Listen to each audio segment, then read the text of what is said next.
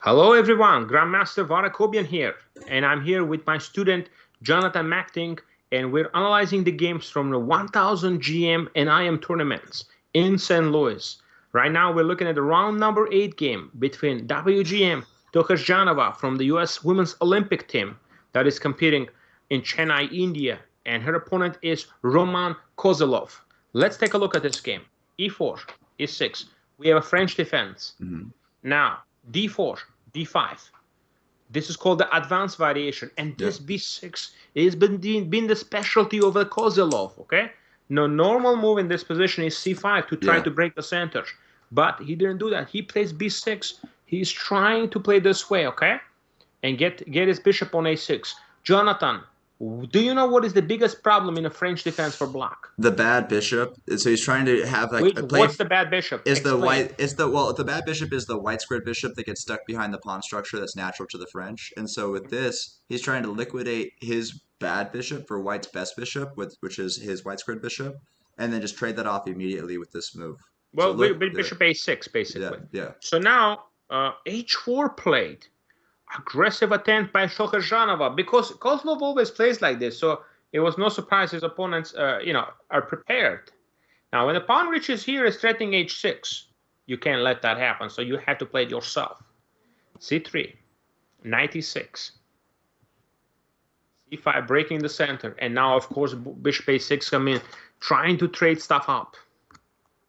Bishop A6, knight A6. Knight E2, knight C6. The idea behind this is just trying to get the pieces developed, but again, the space advantage is so much.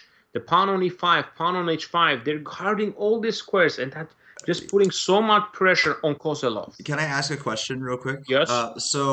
We were talking about opening prep and choices in the last game, and so we have Kozlov here playing this as his style. This is his opening choice. This is his pet line, so he always sticks with it. But I feel like with pet lines, it puts you in a position where your players can prep against you easier. It makes it easier to prep against, and then you're also like here. Yes, you got what you wanted. The bishops are off, but the position is closed. So we're now in an example where the knights are actually fine, and white is slightly better with the space advantage. So even though you got your pet, white is much better because of the space. Okay. Yeah. The problem for Kozelov is he doesn't have too much counterplay. Normally, you have a good counterplay on the queen side here, but you don't really have it here.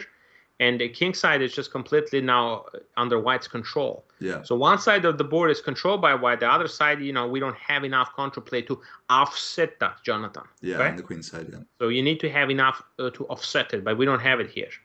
So this A3, is an okay move. Just the idea to stop knight before, bishop before businesses, C4. But now, when the C4 played now, white's hands are, they can do whatever they want, white, in this position now. Because the center is locked, knight E2. And now rook comes in here to do some rook G3 maybe. Now your bishop cannot move. And now B3, trying to open up the position from this side. A4. I kind of like this because white sees that blocking is stuck in the middle of the board and he wants to open up the position. Takes. Knight takes. Knight B5, activating the knight. Queen A1, putting pressure on A5. The problem is, look, the bishop is still stuck. You cannot develop your bishop because G7 is taken. Yeah, if you cannot develop the bishop, then you cannot develop your rook. Bishop D2. That's two pieces held down by one piece. Knight C1. And now the pressure is just mounting. See, this is a nice trick because you cannot take on G7 because your D3 knight is hanging. But knight C5 is good. They repeat it one time. And now it's becoming more problematic. See? G7. See, you can't even protect G7. This is the set part. You can't go rook G8, bishop H6. I mean, you can put rook on H7, but that's queen C2. That's just ridiculous. Yeah.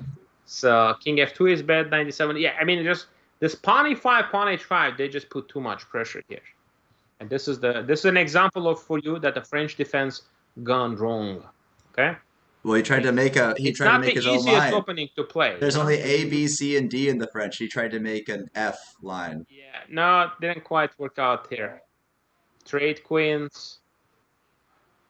And now threatening rook A8 check. Now there's just no counterplay. Now I can even pick up the h6 pawn. Yeah, checks.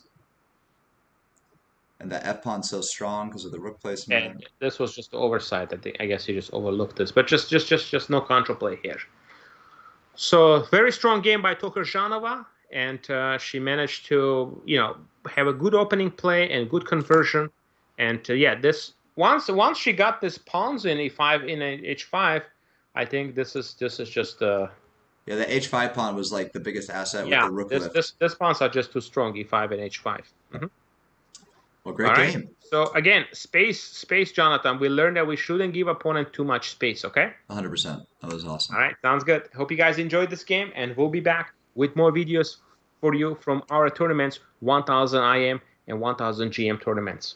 Hope to see you soon, and make sure you subscribe to our channel, guys. New day, new content. Okay. Every day, new videos for you.